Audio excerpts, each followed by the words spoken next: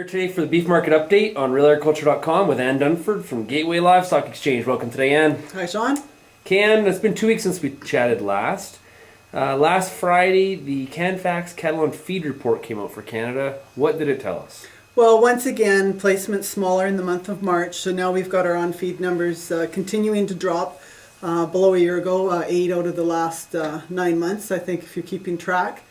And is it a big surprise? Probably not really. I mean, we've talked about a shrinking cow herd in this country. We've heard lots of stories around implications of smaller cattle numbers, and of course one of them is smaller numbers going into feed yards. So it's interesting because we have had a reasonably profitable period in here, and that's typically when cattle feeders sure like to put cattle on feed, and I think the storyline is that they simply aren't there to place right now. And of course, here we are more than halfway through April. Feeder run just isn't going to do anything for numbers until now we get into the grass run in August, September. So the storyline is the storyline, which is smaller cattle numbers on feed and smaller placements to continue. So this placement trend, who of the groups, the rancher, the feeder, the packer, who's the most concerned about the placement trend?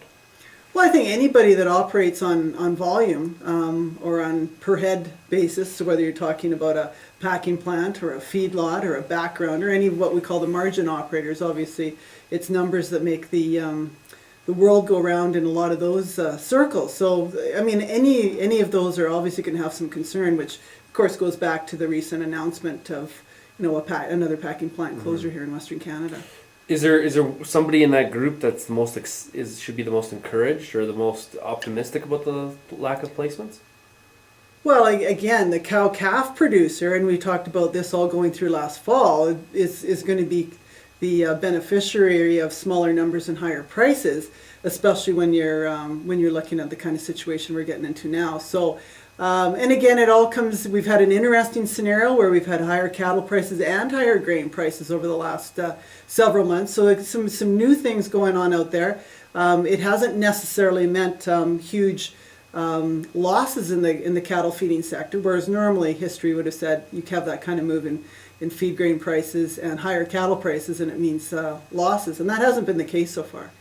Well, as we've talked about many times, it'll be decision time come this fall as far as retention of heifers on the ranch to see if we're going to start that process of rebuilding the cow herd. Right, and again, there's so many things I think still out there that I'm not totally convinced that we necessarily are on the fast track on that train. And then again, watching what's going on south of the 49th and their lack of move in regards to heifer retention or growth of the cow herd is, I think, a main signal to us that times have changed.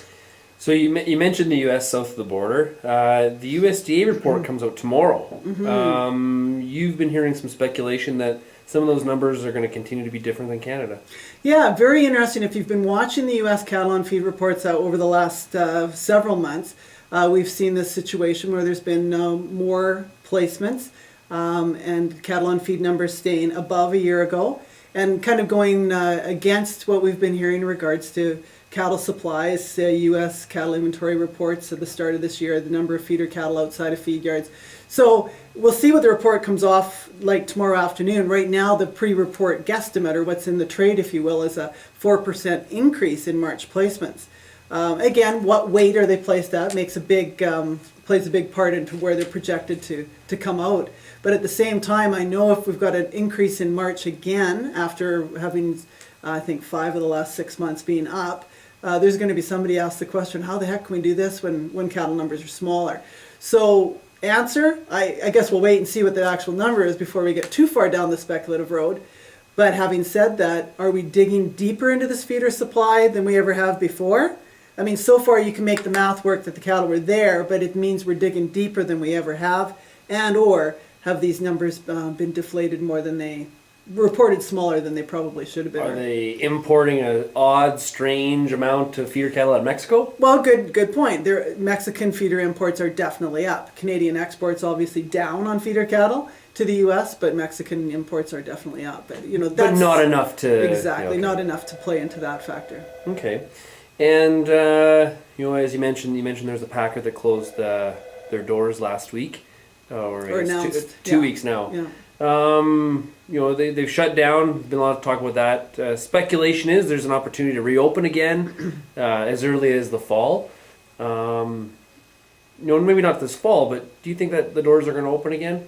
Oh wow! I mean, those are business decisions that the times change so quickly. Whether a Canadian dollar impact could possibly change the storyline from a margin perspective. How big the cow run is. The bottom line level of profitability is going to tell a tale as to whether that's going to be a viable choice or option going down the road. So I know this is sounding pretty loosey-goosey, but I think it's too early to say. Too many things could change. I honestly think it's still on the possibility blocks. I'm not a complete naysayer there, but at the same time, I think something would definitely have to change. Based on the fact that we're killing cows, we've killed so many cows. Do we need that plant anymore?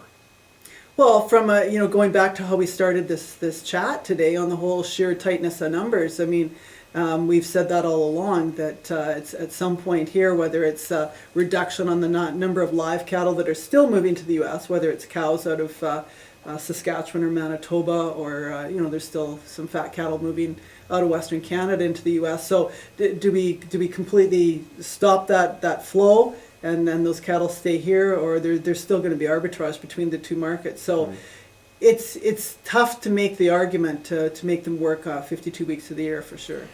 Well, and the reason I asked that question is because the announcement comes out that it's closing, and it doesn't necessarily jolt the market. It's not like it's sort of okay. Everybody kind of, I don't think there was a lot of surprise. Maybe not a lot of surprise, but I think the fact of the matter is the capacity was there. So no market impact. There's been no impact in regards to what's moving and when. So the capacity was there by a long shot. So no impacts on this side of the fence. And if we're talking about possibly needing to expand the cow herd, that would go in contradiction to killing a lot of more cows. Oh, exactly. Once you start the actual rebuilding of a herd, you're going to pull heifers out, cows stay home. So a lot of things change that actually in the short run tighten the supply even more than the discussion we're having today. Maybe this is one of those early signals that we are going to start that long process of rebuilding the cow herd. Okay, you put the money on the table. Maybe next time. Okay. Okay, thanks, Ann. We'll talk to you again soon. Okay, thanks, Sean.